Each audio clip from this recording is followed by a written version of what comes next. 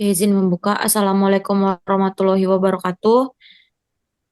Yang kami hormatin Ibu Wilda Harlia Devita STP MSI selaku dosen pengampu mata kuliah Analisis Daur Hidup Produk RB.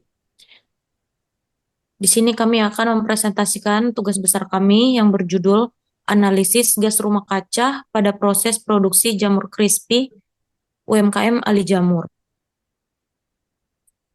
Next.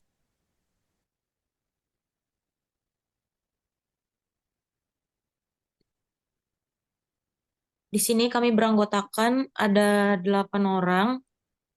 Maaf, maksud saya ada 6 orang. Yang pertama itu ada Elfrika Munte, yang kedua saya sendiri Leno Tauruk, yang ketiga ada Fredly Azril Stompul, yang keempat ada Kezia Gabriel, kelima ada Mikael Oscar Napitupulu, dan yang keenam itu ada Kurniawan Sombing.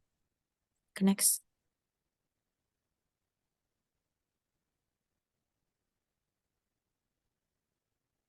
Masuk ke latar belakang.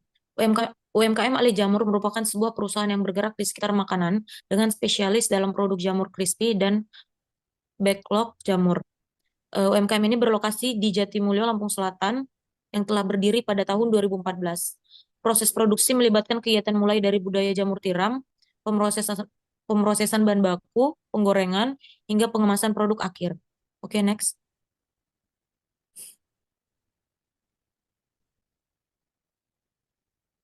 Rumusan masalah itu ada 3. Yang pertama, apa saja sumber daya energi yang digunakan, serta output yang dihasilkan dalam proses produksi jamur Ali Crispy di UMKM Ali Jamur. Yang kedua itu, ada seberapa besar emisi gas rumah kaca yang dihasilkan dalam setiap tahapan produksi jamur crispy di UMKM Ali Jamur. Yang ketiga, apa saja sumber emisi gas rumah kaca selama proses produksi jamur crispy UMKM Ali Jamur. Next.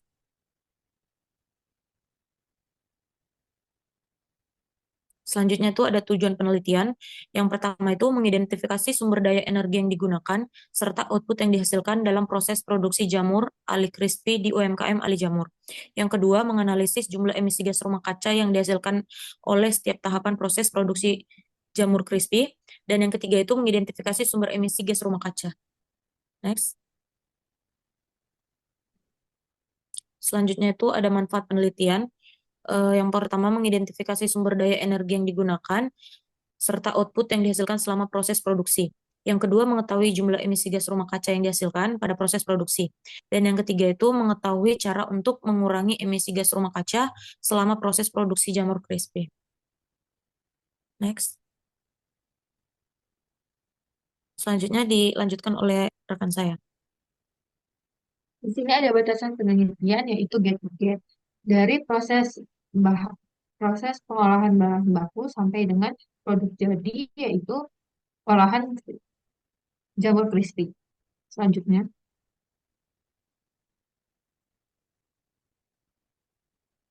unit fungsi yang kami gunakan adalah jamur 3 kilogram. Selanjutnya, ada pun tinjauan pustaka yaitu jamur tiram.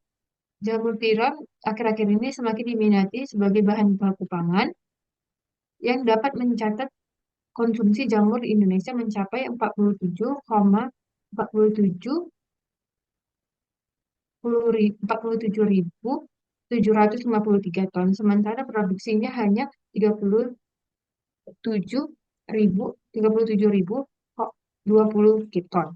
Permintaan jamur tiram yang terus naik sekitar 10% per tahunnya. Selanjutnya ada LCA atau Life Cycle Assessment. Menurut ISO 14040, LCA merupakan teknik untuk melakukan asesmen pada dampak lingkungan yang memiliki hubungan dengan suatu produk. Selanjutnya,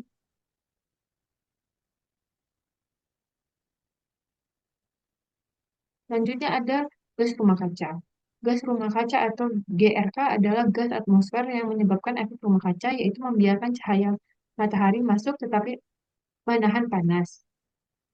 Menurut UNFCCC, terdapat 6 jenis GRK utama, yaitu CO2, CH4, N2O, HFC, PC, PFC, dan SF6. Selanjutnya,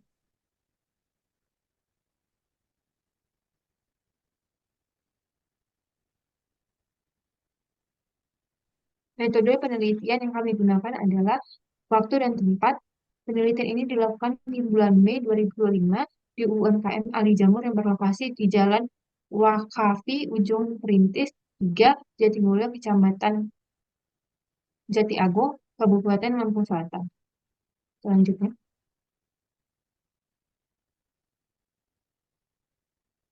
pada tahapan pengumpulan data ada dua, yaitu data primer dan data sekunder. Data primer merupakan salah satu data yang didapatkan melalui wawancara yang dilakukan secara langsung di UMKM Ali Jamur. Selanjutnya ada data sekunder.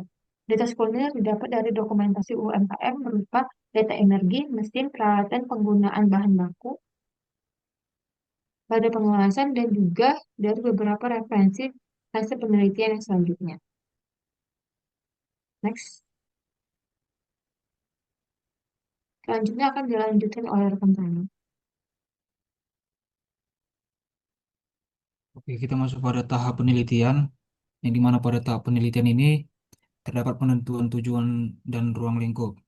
Seperti kita ketahui, penentuan pada tujuan dan ruang lingkup ini merupakan tahap awal melakukan analisis gas rumah kaca. Nah, tujuannya yaitu untuk menentukan dampak lingkungan yang dihasilkan dari UMKM Jamur Ali, UMKM Ali Jamur Crispy pada lingkup gate to gate. Dan kedua ada analisis inventory, yang dimana analisis ini meliputi proses pengumpulan data yang dibutuhkan untuk menguantifikasi data untuk proses analisis dampak pada tahapan penelitian untuk selanjutnya. Next. Oke, selanjutnya itu ada analisis dampak, di mana analisis dampak ini adalah tahapan untuk mengevaluasi dampak lingkungan yang dihasilkan berdasarkan hasil dari inventory tadi. Eh, dan yang keempat itu ada interpretasi hasil, di mana interpretasi hasil ini bertujuan untuk mendapatkan hasil akhir dari kajian berdasarkan hasil analisis inventory yang mencakup dampak lingkungannya.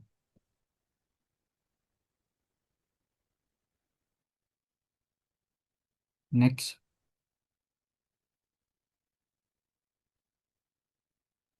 Oke, berikut kerangka kerja penilaian dari hidup. Nah, di sini kita lihat di mana terdapat definisi tujuan dan ruang lingkup yang berkaitan dengan interpretasi dan analisis inventorinya. Lalu di mana terdapat analisis inventory yang berkaitan dengan interpretasi dan penilaian dampak. Dan berikut penilaian dampak yang berhubungan dengan interpretasi dan analisis inventory. Dan interpretasi ini yang berkaitan dengan definisi tujuan dan ruang lingkup, analisis inventory, penilaian dampak. Lalu pada eh, kerangka kerja penilaian daur hidup ini langsung diaplikasikan dengan terdapat dua poin, yaitu perencanaan terintegrasi dan identifikasi reduksi emisi karbon. Next. Lalu di sini ada alur produksi jamur crispy UMKM Ale Jamur, yang di mana terdapat jamur tiram segar 3 kilo, lalu dilakukan penyuiran, lalu perendaman dan pencucian menggunakan air. Terus proses selanjutnya pencampuran bahan, di mana bahan-bahan yang digunakan yaitu tepung terigu, tepung tapioka, roiko, garam, ajinomoto, dan lada bubuk. Berikut proses selanjutnya yaitu proses penggorengan, di mana menggunakan minyak goreng 20 kilogram. Dan pembumbuan, di pembumbuan ini menggunakan bumbu balado. Dan hasil jadinya yaitu jamur crispy. Untuk selanjutnya akan dijelaskan oleh teman saya.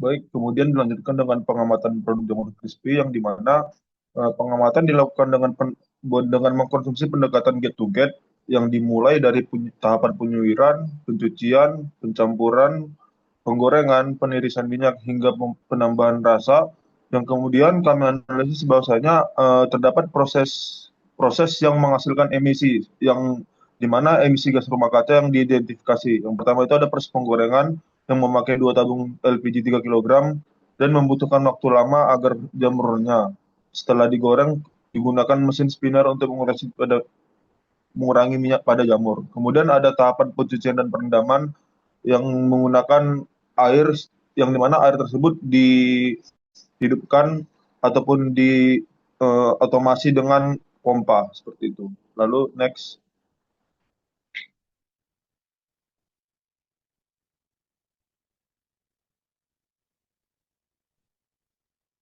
Kemudian di sini adalah alat-alat yang saya sebutkan tadi. Di setiap proses tadi ada, di sini diidentifikasi bahwa saya ada 3 alat. Yang pertama pada proses pencucian dan perendaman ada menggunakan pompa air Shimizu PS125 bit yang berjumlah satu dan menggunakan daya 125 watt. Kemudian ada gas LPG 3 kilogram yang dimana diidentifikasi bahwasanya menggunakan 2 buah. Nah, di sini kenapa tidak ada jumlah penggunaan daya karena penggunaan gas tersebut menggunakan kalor atau panas. Seperti itu. Lalu ada mesin sprinter minyak yang berjumlah 1 buah menghasilkan penggunaan daya 300 watt.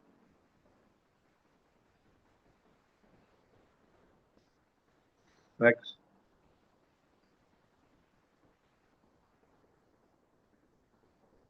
Lalu dilakukannya analisis inventory. Mengapa demikian? Karena analisis inventory yang diinputkan berdasarkan data proses produksi dengan penggunaan energi listrik dalam produksi jamur crispy UMKM Ali Jamur. Yang dimana analisis inventory ini untuk melihat serta menghubungkan data dengan unit proses yang dilakukan berupa memasukkan data dan data selama proses produksi jamur crispy UMKM Ali Jamur.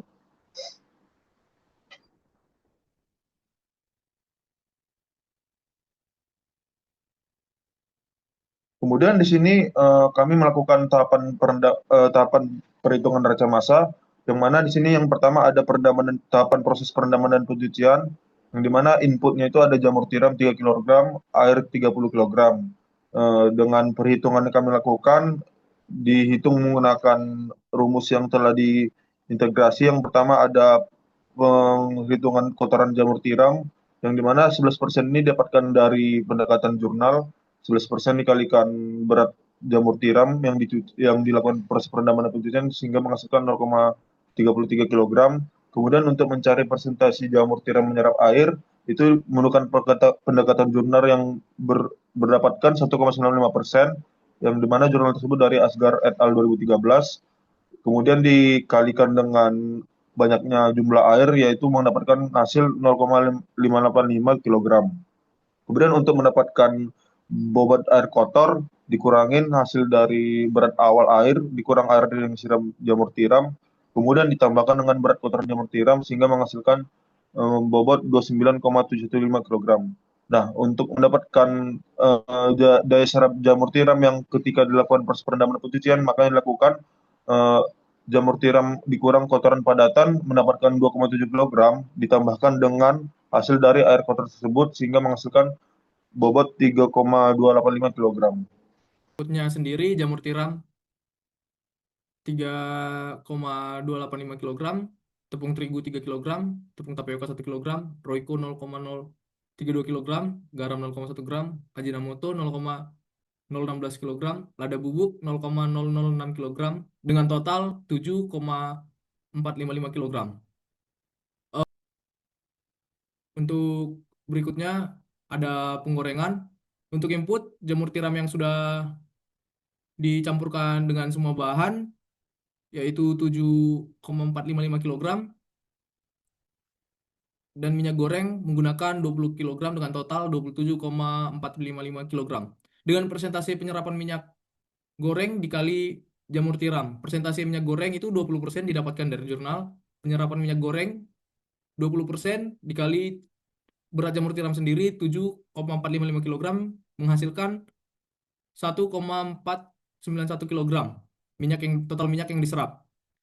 Selanjutnya menghitung sisa minyak goreng atau bekas penggorengan. yaitu dengan rumus berat minyak goreng awal dikurang minyak goreng yang diserap, yaitu 20 kg dikurang 1,491 kg menghasilkan 18,509 kg sisa minyak goreng. Dengan berat jamur tiram setelah penggorengan itu dihitung dengan rumus berat awal jamur tiram sebelum penggorengan ditambah berat minyak yang diserap setelah penggorengan, yaitu dengan berat awal jamur tiram 7,455 kg ditambah minyak yang diserap 1,491 kg sama dengan 8,946 kg.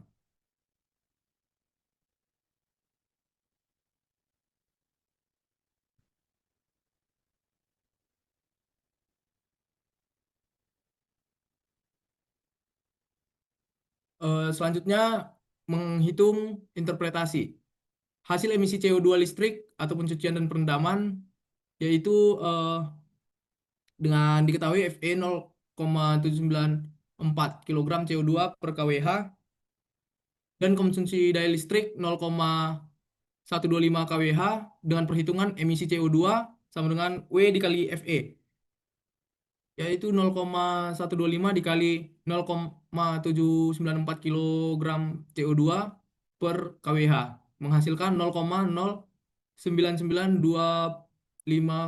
kg CO2 per bulan. Untuk emisi minyak goreng sendiri yaitu diketahui Fe-nya 20 kg, jumlah minyak goreng yang digunakan 20 kg. Untuk perhitungan emisi CO2-nya, jumlah konsumsi minyak goreng dikali Fe dikali NCV. 20 kg dikali 20,0 kg per TJ dikali 0,000043 TJ per GG menghasilkan 0,01692 kg CO2 per bulan. Berikutnya dilanjutkan oleh rekan saya.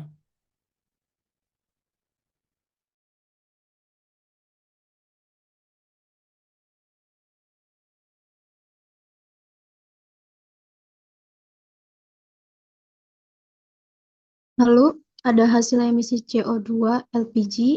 Gas yang digunakan yaitu gas LPG 3 kilo, Fe-nya 17,2 kg per TJ. Jumlah LPG-nya 2 tabung, jumlah konsumsinya itu 2 dikali 3 sama dengan 6 kg. Perhitungannya yaitu emisi CO2, jumlah konsumsi LPG dikali Fe dikali NCV 6 kg dikali 17,2 kg dikali 0,00473 menghasilkan 0,004836 kg CO2 per bulan. Yang dimana sumber dari emisi ini ada listrik, pencucian dan perendaman, minyak goreng, dan LPG dengan faktor emisi itu 0,74 kg CO2 kWh, 20,0 kg, dan 12,2 kg. Next.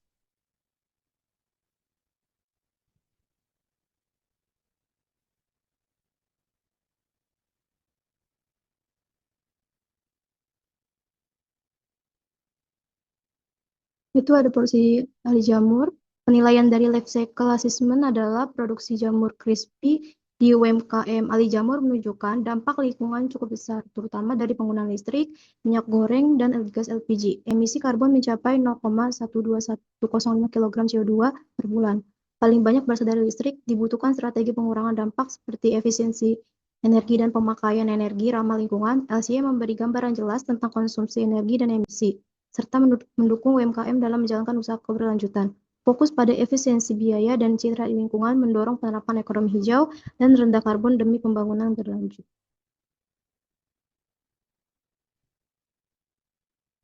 Itu kesimpulannya. Yang pertama, produksi jamur crispy di UMKM ahli jamur menggunakan listrik dan gas LPG. Listrik dipakai untuk pencucian dan penyaringan minyak, sedangkan LPG digunakan untuk penggorengan yang paling banyak memakai energi. Yang kedua, emisi CO2 terbesar berasal dari penggorengan yaitu 17,91 kilo CO2 per bulan, di mana penyaringan minyak menghasilkan 0,0765 kg CO2 per bulan, sedangkan pencucian dan perendaman hanya 0,0133 kg CO2 per bulan. Total emisi mencapai 17,99 kg. Yang ketiga, untuk menurunkan emisi disarankan beralih ke energi bersih seperti kompor induksi atau listrik hemat energi. Penggunaan alat listrik, efisiensi, dan pengaturan waktu kerja juga membantu mengurangi konsumsi energi. Edukasi bagi pelaku UMKM penting agar lebih sadar akan dampak penggunaan energi terhadap lingkungan.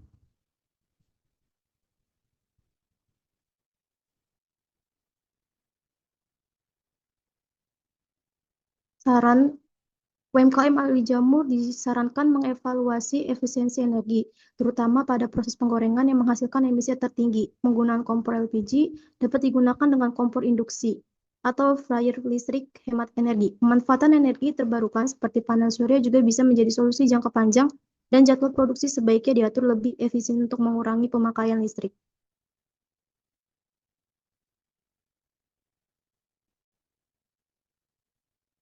Berikut daftar pustaka yang menjadi acuan dari laporan kami.